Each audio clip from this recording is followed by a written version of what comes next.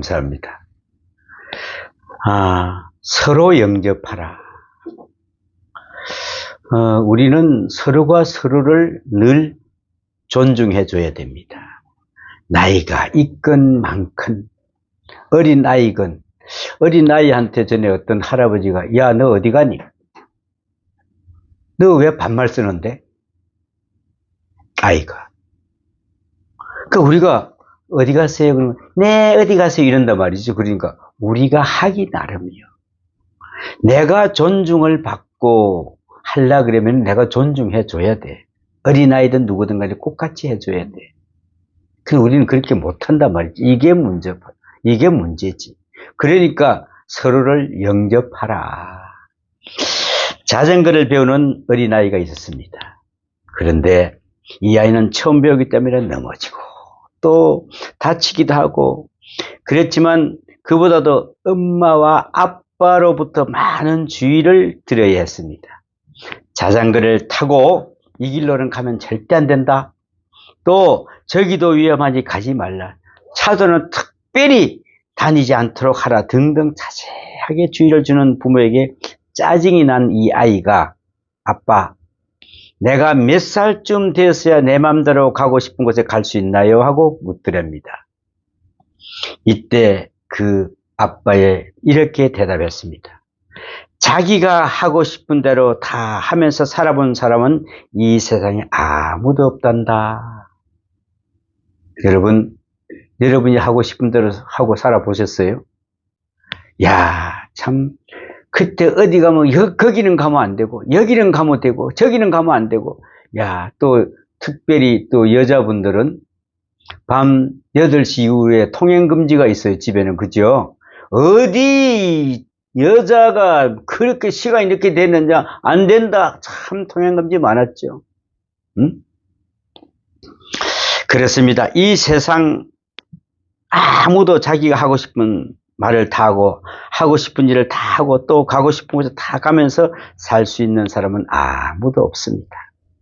그의 문화에 얽매여 있고 습관에 묶여 있고 자기의 욕망과 체면과 권위에 묶여서 자유롭지 못한 것이 바로 우리 인간들입니다. 어디 좀 가서 그냥 훌레덩 벗고 싶은데 체면 때문에 그놈의 체면 때문에 못하는 거예요. 야, 어디 가서 내가 또 이걸 하고 싶은데 그럼 체면 때문에. 그러나 진정 그리스도인이라면 한마디로 진정한 자유를 뜻한다고 할 수가 있습니다.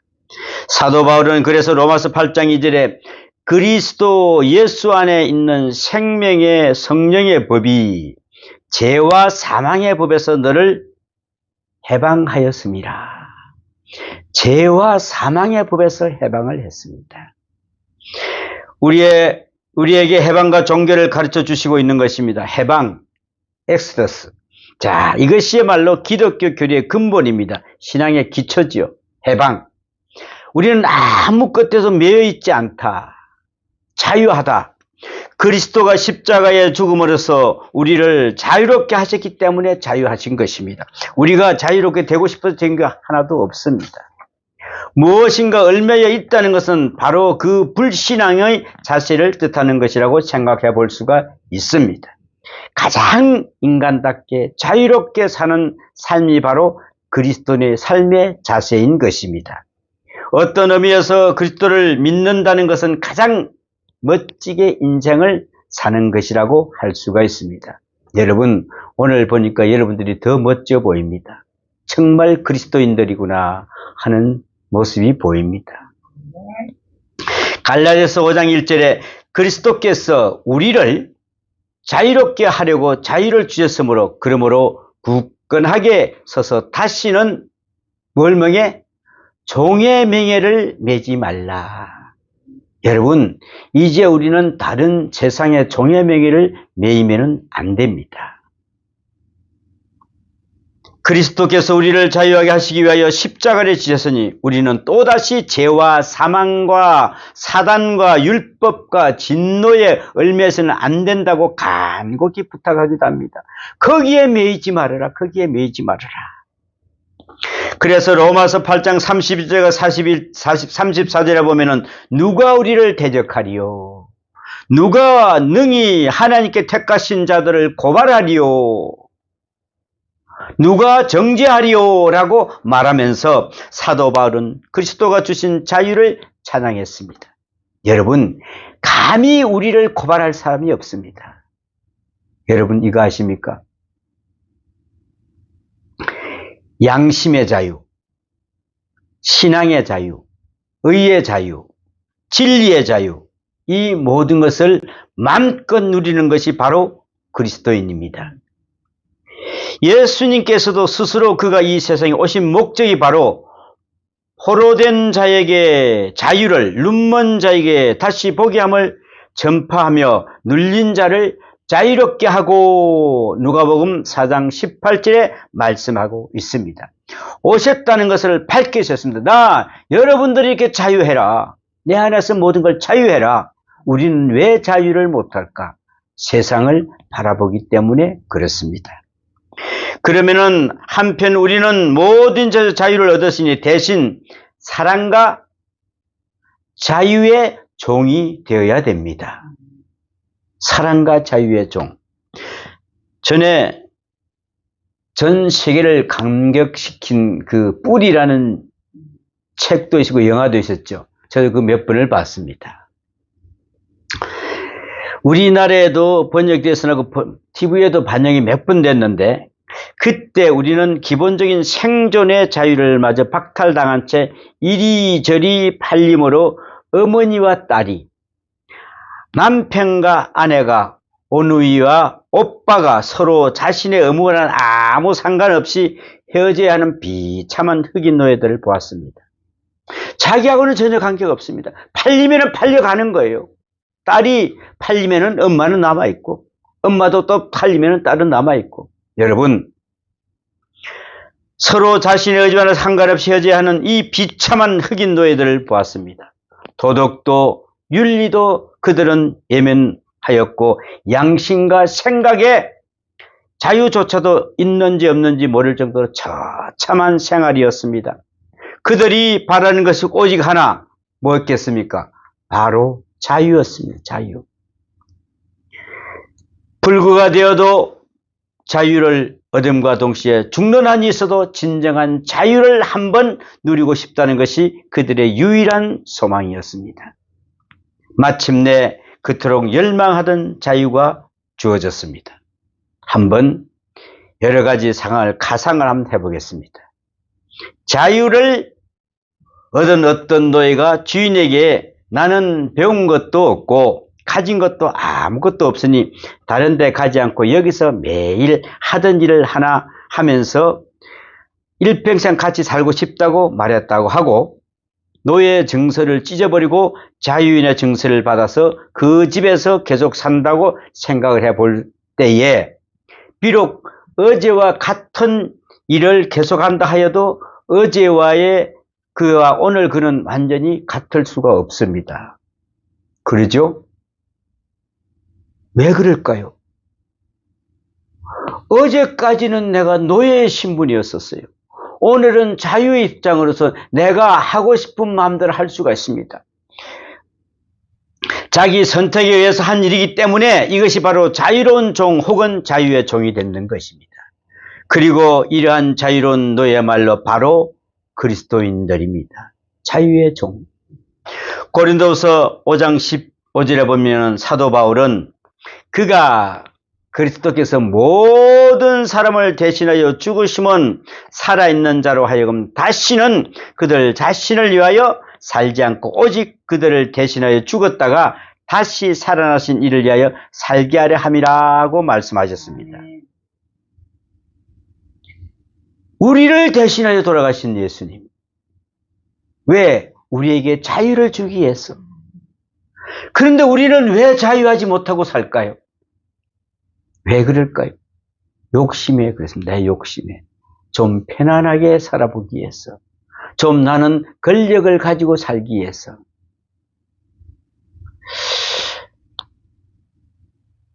제가 이번에 청문회 그걸 잠깐 좀 봤는데 진실과 거짓말 사이를 와고 가는 것을 볼 수가 있어요. 근데 이 거짓은 계속 거짓으로 이야기하고 진실은 아무리 외쳐도 글쎄 그게 아니라는데 자꾸 이런다면은 여러분 어떻게 하시겠어요? 나 같으면은 그래 네 말이 옳다. 그래 내가 이렇게 매여 있는 것이 하나님의 뜻이라면 매이지. 그러나 우리는 진실은 언젠가는 밝혀질 것이다.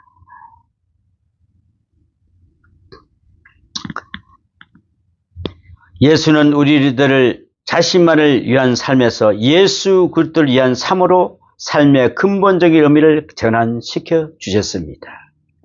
사도 바울은 고린도후서 5장 13절에도 우리가 만일 미쳐서도 하나님을 위한 것이요 정신이 온전하여도 너희를 위한 것이니 라고 고백합니다. 이 신앙 고백에서 철저하게 그리스도의 사랑에 매여서는 한 인간의 모습을 엿볼 수가 있습니다. 사도 바울 그는 노예였습니다. 그리스도를 향한 사랑의 노예였습니다. 그러나 그는 스스로 택하여 기쁘게 일하는 자유로운 노예였습니다. 1959년도 소련의 니키타 후르소프가 미국을 방문했답니다. 그때 소련의 그 서기장은 대단한 사람이죠. 자, 미국 어느 기자가 물었습니다.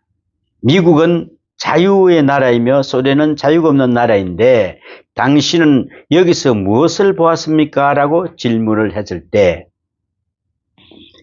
그때 그는 두 나라 모두가 내가 보기에는 자유가 없소.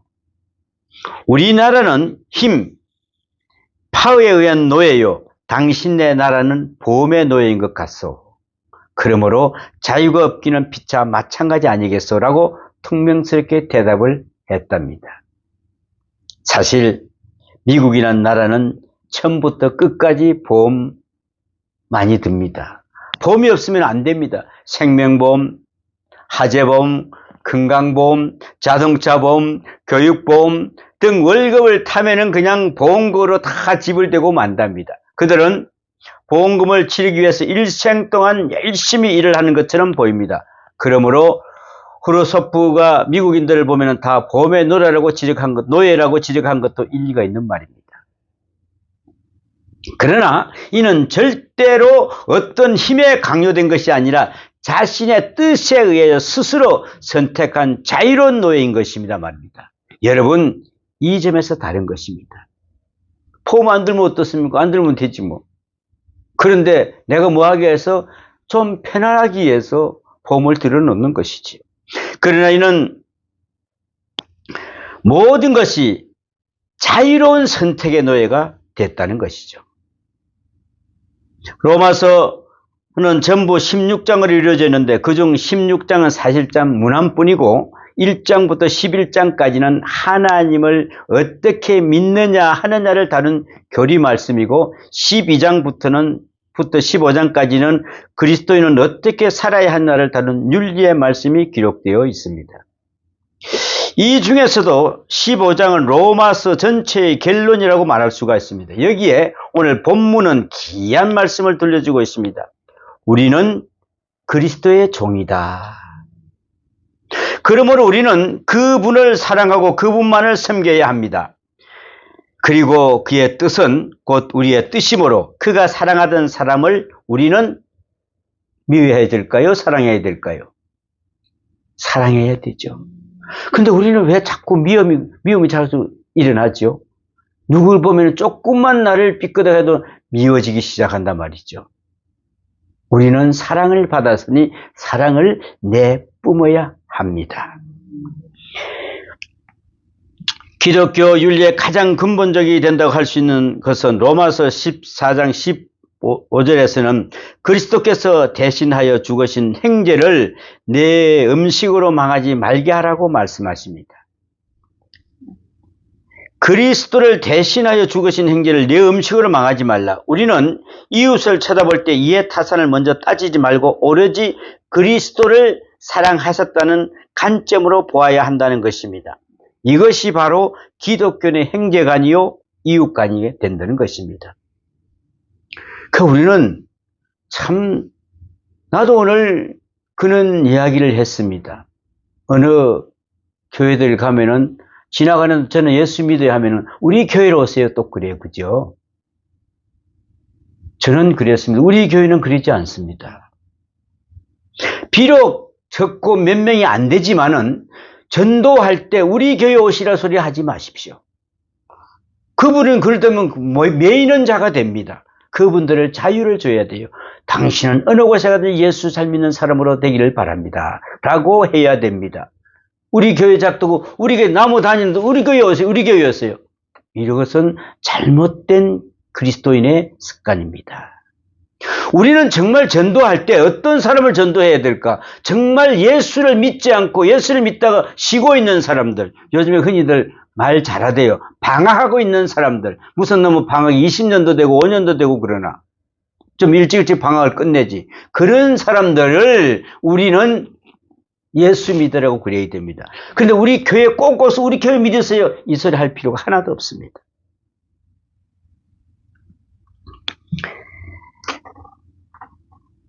오늘 본문에 보면은 1절부터 2절에 걸쳐 바울은 믿음이 강한 사람이 마땅히 약한 자들을 도와줘야 하고 자신만을 기쁘게 하지 말 것이라고 가르치고 있습니다. 믿음이 약한 사람, 강한 자들은 그렇습니다. 이게 나도 봐도 똑같은 사람들이라도 그 사람들을 보면은 다 틀려요. 아, 저 사람 어디까지, 저 사람 어디까지 다 틀려요. 그런데 그 사람을 나와 같은 사람으로 끌어들인단 말이죠. 안 따라오니까 지금 현재 아장아장 걸어온 애를 야 빨리 걸어라 그러면 걸어오겠냐고요. 그렇죠? 이제 2살 먹는 애를 너 오줌 가리고 오줌도 화장실에 가서 놓아야 돼. 알았지? 누겠냐고요. 그러니까 우리는 그런 사람으로 왜 예모만 컸으니까 그 사람은 밑에 신앙에서는 말 그대로 유치원도 안 다니는 그런 어린애 같은 그런 사람인데 우리는 그걸 바로 끌고 가려고 하고 있습니다. 그때 당시에 어머니의 사랑은 어떻습니까? 똥을 싸도 오줌이 범벅이 돼도 그게 냄새가 나지 않고 야, 그 사랑하기 때문에 그런 거 아니겠습니까? 우리는 그 아이를 다루는 엄마의 심정으로 그 사람들을 다루어야 된다는 것이죠. 그게 바로 사랑 아니겠습니까? 그게 바로 예수 그리스도의 사랑이라는 것입니다, 여러분. 여기에 3가지 윤리관이 나타납니다. 첫째, 자기 자신을 기쁘게 하는 자. 여러분, 이제 뭘 하려고 할 때 인상 찌그리고 하지 마십시오. 이왕 나가서 하는 거 환하게 웃고 그냥 야, 저 사람은 늘 웃네, 해바라기 같으네, 이런 삶이 돼야지. 인상 빡 쓰고 이러면 누가 가겠냐고요. 안 갈 거 아닙니까? 그냥 샹글샹글 웃으세요. 그냥 야, 저분은 그냥 저분만 봐도 기분이 좋아. 이런 삶을 살아야 내 자신이 기뻐야 남이 기쁘게 보이는 거죠. 그렇지 않습니까? 또 둘째는 이웃을 이해하는 자. 상대방을 이해를 충분히 해야 됩니다. 저 사람이 뭐라 그러면 우리는 뒤에서 머리 같다, 정말 같다 이렇게 하지 말고 아, 저 사람 분명히 무슨 뜻이 있겠지. 아, 우리가 모르는 게 또 있겠지. 이렇게 이해부터 해주고 해라. 이게 그리스도인이다. 셋째는 선을 이루고 덕을 세우는 자. 주면서 받을 거라고 생각하지 마세요. 내 손에 나가면 끝이요. 내가 빌려준다 그래도 그거 내 손에 나면 그거 내 돈 아니요. 나무 돈이라니까. 근데 그거 자꾸 내 것처럼 생각하고 있잖아. 끝이요. 현대는 이기주의자와 개인주의자가 범람하는 세대입니다. 나만을 사랑하고 나의 기쁨과 행복을 바라며 내가 먼저 남을 사랑하고 이야기보다는 남들이 나를 이해하고 사랑하기를 더욱 원하는 세대이다. 그러니까 철저하게 자신만을 사랑하는, 심지어 형제와 이웃마저도 자신을 위해 이용하는 무서운 자가 바로 중심적인 세대이다 그랬습니다. 모든 것을 이용의 가치로 사용하는 거예요. 아, 저 사람을 내가 좀 알면 어떤 이용 가치가 내가 있겠지 이렇게 생각한다는 것이죠. 여러분, 내가 손해봐야 되겠다고 하십시오. 아, 나는 손해봐야 된다. 옛날 중국의 어느 철학자가 이런 말을 했어요. 내가 머리털 하나를 뽑아 다른 사람의 생명을 구할 수 있다 하더라도 나는 내 머리털 하나라도 뽑을 수 없다고 말하였다는 것입니다. 이 정도면은 철저한 이기주의를 할 수 있죠. 머리털 하나를 뽑아서 그 사람을 생명을 구할 수 있다면은 나는 할 수 없다 그랬으니까. 정말 이 사람은 철저한 이기주의자입니다. 이러한 세대 속에서 이웃을 생각하고 사랑한다는 것은 얼마나 어려운지 모릅니다. 이런 세대 보고 네 이웃을 사랑하니? 사랑하겠습니까? 더욱이 그들은 기쁘게 해주는 일은 훨씬 더 어려울 일일 겁니다. 남을 기쁘게 해준다는 게 보통 어려울 게 아니겠습니까? 그래서 우리는 남을 사랑할 때 내가 왜 남을 사랑할 것이 아니라 우리는 사랑을 받았잖아요. 그래서 우리가 늘 이야기하는 거는 야 어디 가서 예수 그리스도의 냄새가 나라 하는데 냄새는 안 나고 무슨 냄새가 나? 응? 사람 냄새가 나. 그러면 그게 바로 사랑인데. 전에 히피족에 가는 프로를 한번 보았는데 그들이 그 사는 마을 입구에 이런 글을 써놨어요. 당신은 나를 이용하여 행복하십시오. 나도 당신을 이용하여 행복하겠습니다. 라고 쓴 대형 편말이 붙어 있었습니다. 이것이 그들이 강령이라는 것입니다. 우선 내가 먼저 기쁠 때 다음으로 내가 기쁘고 우리 둘 다 기쁠 때 모두 기쁜 것이 된다는 식의 논리는 그럴듯해 보이지만 실제 행동으로 옮겨볼 때는 진정으로 이웃을 기쁘게 할 수 없다고 하는 것입니다. 선과 의의 관계적인 것이 결코 내가 좋고 내가 좋으니 이것은 옳은 일이라 하고 말은 성립되지가 않습니다. 가장 아름다운 선은 무엇입니까? 바로 지고선이라는 것입니다. 아마도 앞에서도 세 가지가 합친 상태를 이야기하는데 나도 좋고 너도 좋고 하나님도 좋은 것이 아닐까 생각이 됩니다. 그죠? 나도 좋고 너도 좋고 하나님도 좋고 그리고 이것이 바로 완전한 의일 것입니다. 오늘 본문 말씀에 참고해 보면은 이 일이 매우 힘들었다는 것을 알 수 있는데 셋을 다 만족시키기 어려울 경우에는 기독교인은 어떻게 해야 될까요?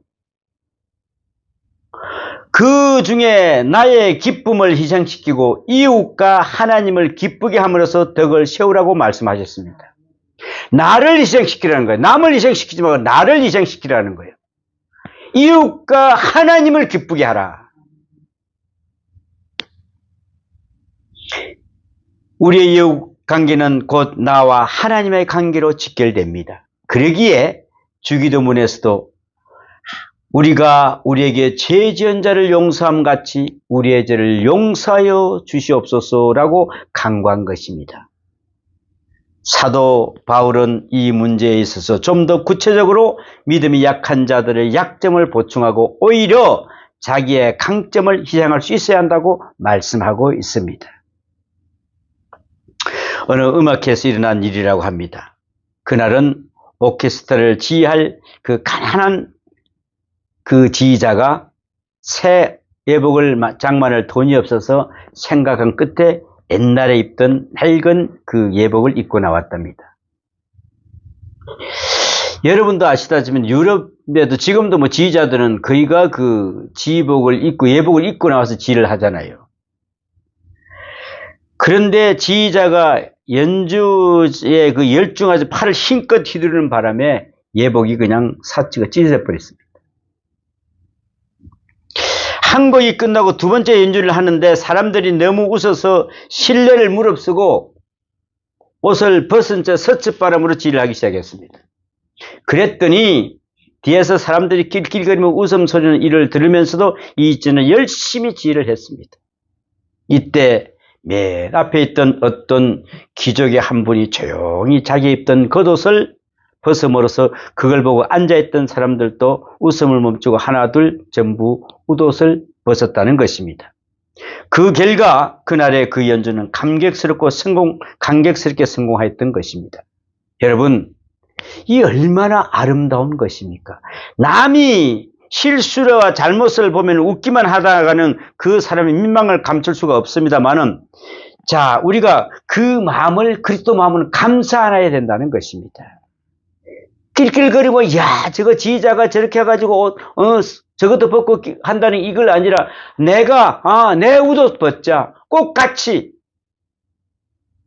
우리는 그리 못하잖아요. 그리스도인은 이렇게 해야 됩니다.